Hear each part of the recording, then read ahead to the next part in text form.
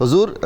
بخاری صاحب، حضرت امام حسن مجتبیٰ علیہ السلام کی اولاد امجاد کا کوئی ذکر خیر ہو جائے، حسنی سادات کی جو عظیم الشان دینی اور روحانی خدمات ہیں،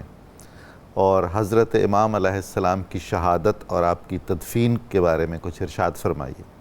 حضور والا، میں آپ کے درد کی تسلیہ کے لیے، اور جس طرح میرے فاضل پینلسٹ بھی ارشاد فرما رہے تھے، کردار کشی تو ہر زمانے میں ہوتی رہی جی، یہاں تو کردار کشی کرنے والوں نے اپنے مبارک نبی کے ساتھ بھی کی نسبت کی ہے۔ اللہ اکبر۔ حضرت ماریہ قبطیہ کے لیے ایسی آراء رکھنے والے لوگ موجود رہے ہیں کہ وہ تو لونڈی تھیں، تو یہ کردار کشی کا سلسلہ تو اہل بیت کے ساتھ چلتا ہی رہا ہے۔ مولا کائنات شیر خدا کی ذات گرامی کے ساتھ، حضرت امام حسن علیہ السلام کے ساتھ، حضرت امام حسین علیہ السلام کے ساتھ، تو یہ چیزیں تو چلتی رہیں گی، لیکن جن کی تطہیر اللہ نے قرآن میں خود بیان کر دی ہے اور مفعول مطلق کے ساتھ بیان کر کے کہا کہ اہل عرب بھی یہ جان لیں کہ اس میں تاکید ہے کہ ان کو میں نے اتنا پاک کر دیا ہے کہ 1400 سال بعد بھی جو ان سے جڑ جائے گا رب اسے بھی طہارت عطا فرما دے گا۔ میں یہاں یہ بھی عرض کرنا چاہوں گا کہ آپ کیونکہ کوثر کی تفسیر عملی بھی اور تفسیر اولی بن کے تشریف لائے، حضرت امام طبری نے اِنَّا أَعْطَيْنَاكَ الْكَوْثَر کی تفسیر لکھی ہے، لیکن بعد میں امام قرطبی نے لکھی ہے، بعد میں جناب سیوطی نے لکھی ہے، بعد میں ابن کثیر نے لکھی ہے، بعد میں جتنے بھی ہمارے اردو کے مفسرین نے سب نے لکھا، بہت اچھا لکھا، کمال لکھا، جناب رازی نے انتہا کر دی، لیکن حضرت امام حسن نے تفسیر لکھی نہیں، آپ تفسیر بن کر تشریف لائے ہیں، اور آپ اس طعنہ ابتر کا جواب بن کے آئے ہیں۔ تو اللہ رب العزت نے نسل حسنی کو بھی تو صبح قیامت تک دوام عطا فرمانا تھا، تو آپ کی ازواج میں سے رب رحمان نے آپ کو 18 اولادیں عطا فرمائی، جن میں 13 صاحبزادے ہوئے اور 5 صاحبزادیاں ہوئیں۔ صاحبزادوں میں سب سے مشہور حضرت سیدنا امام حسن مصنع علیہ السلام کی ذات گرامی، اور صاحبزادیوں میں حضرت سیدہ فاطمہ۔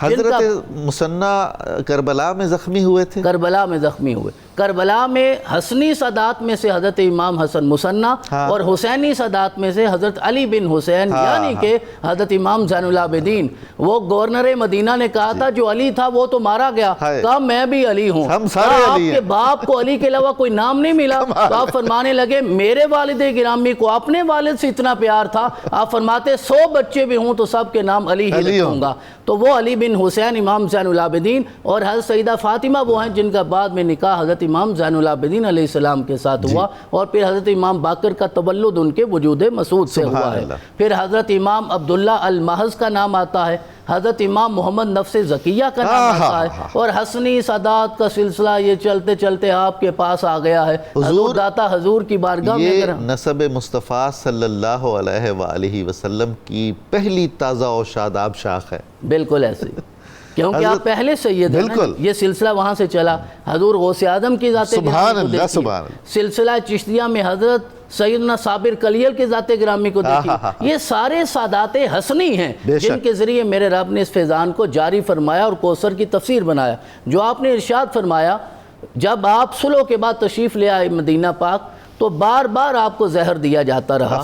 چوتھی مرتبہ جب زہر دیا گیا ہے، آپ ارشاد فرماتے ہیں حسین مجھے اس وقت اتنی تکلیف ہے کہ انتڑیاں کٹ کے باہر آ رہی تھی، اس کیفیت میں آپ دنیا سے رخصت ہوئے۔ یہ سری شہادت ہے، وہ جہری شہادت ہے جو کربلا میں ہوئی۔ یہ دونوں شہادتیں بنیادی طور پہ رسول اکرم علیہ تحیت و ثناء کی اپنی ذات کی ہیں، کیونکہ رسول اکرم کی خواہش تھی، میرے رب نے اس طرح حضرت حسن اور حسین کے ذریعے رسول اکرم کی اس خواہش کو بھی پورا فرمایا۔ حضور آپ حوصلہ دیکھیے نا، اس کیفیت میں بھی زہر دینے والے کا نام آپ نے نام نہیں، لیکن حضور یہاں یہ بات بھی سمجھنے میں، نام نہیں لینے کا مطلب یہ نہیں کہ کلین چٹ دے دیا، آپ نے ارشاد فرمایا اللہ فیصلہ کرے گا، یوم الدین کو فیصلہ ہوگا، وما ادراک ما یوم الدین ثم ما ادراک ما یوم الدین یوم لا تملک نفس لنفس شیئا والامر یومئذ للہ، اس دن فیصلہ ہوگا، کتابیں کھلیں گی، لہذا آج ہم آپ کسی کے بارے میں نہیں کہہ سکتے یہ نہیں تھا یا یہ تھا، بلکہ آپ نے ارشاد فرما دیا تو وہ بات میرے رب نے اپنی بارگاہ میں محفوظ کر دی۔ آپ نے ارشاد فرمایا